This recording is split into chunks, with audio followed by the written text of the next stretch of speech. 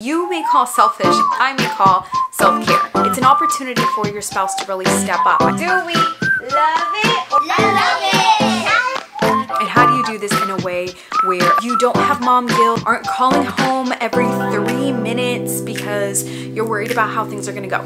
Welcome back to the Beast Den. This is Sloan from the future, and I realized that I never sat down and gave you my tips on exactly how it is I'm able to leave for 2 weeks with the assurance that my house isn't going to burn down, everything is gonna be a mess. Here are my tips for taking a solo vacation as a mom. And when I say solo, I don't necessarily mean that you're traveling by yourself. I just mean that you're not traveling with your partner, you're not traveling with your kids. It's literally just you.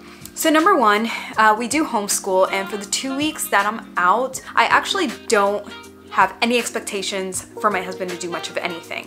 The reason for that is I already know he's taken on so much with the kids, between having to pick them up, drop them off, clean, cook, all of the roles, right? So for those 2 weeks, they actually get some time off as well. So the second thing that I do to try and make it easier on my husband and make sure that I'm leaving with zero stress on my mind is catch up on chores. So things like laundry, things like cleaning the bathroom, anything that I can do to make my husband's life easier, or whoever else is supporting me easier. That's exactly what I do.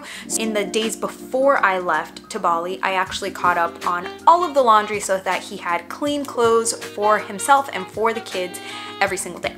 All right, so the third thing that I do to make it easier, I actually like to incorporate my kids into my shopping, my packing. I like to have them rate my outfits. It just gets them as hyped as well for this time off, and it really makes them feel like they're partners in this process.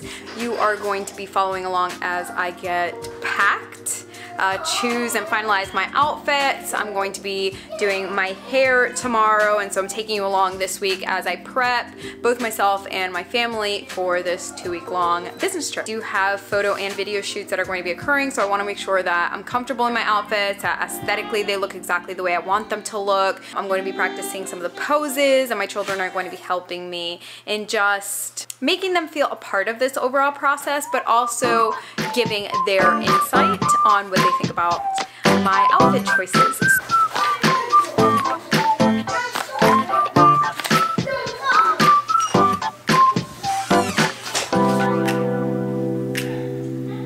These are the outfits I'm wearing, okay? If you like it, you're gonna do hard. If you sit down for the morning. If you don't like it, you're gonna do hard. Do we love it, or is it I love it? Go outside, take a little ride if you want to. I did what I was supposed to. There's nothing left for me to do.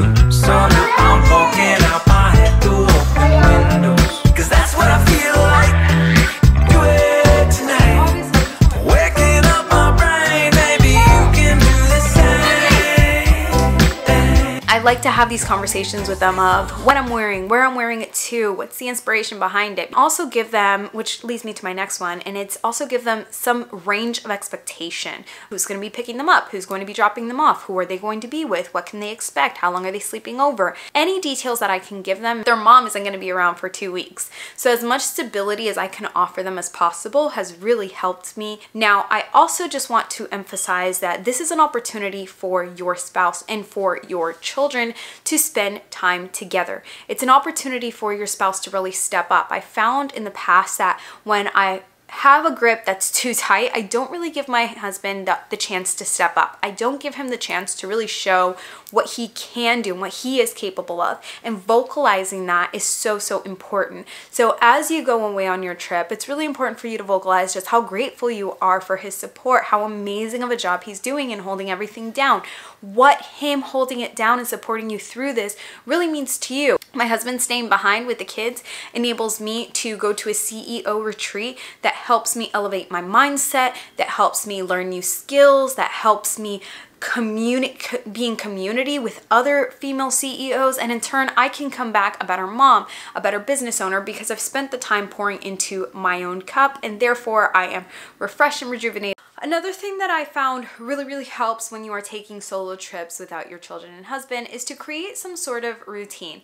My days in the CEO retreat were really fast paced, really packed, so I didn't necessarily have the time to be on the phone with them for half an hour, but I did have, 10-15 minutes to watch the sunrise with them and just spend that time together. And creating that routine, again, just forms some sort of stability throughout this process. I posted something on Instagram and somebody said, wow, you are selfish, you sound selfish.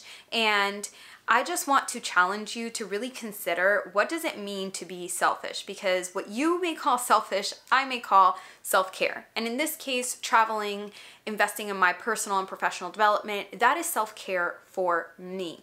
And again, what looks like self-care for me may look totally different for you. And I want to challenge that conversation, especially as mothers, because we put ourselves in the back burner in so many other areas, and I don't operate from that place. I don't believe in putting myself on the back burner, because if not, I do not have the energy, the mindset, I don't have literally the capacity to show up as the best version of myself for my family, for my team, if I'm not fully invested in myself first. I hope this video helped you. If you have any additional tips that you want to include, go ahead and leave it down below, and stay tuned for the next episode in this solo mom travel series as I take you with me to Bali so you can experience the monkeys, the elephants, and everything in between, as well as some serious shifts that I experienced personally, some breakthroughs that I experienced. And if you're struggling with self-forgiveness, this next episode is for you.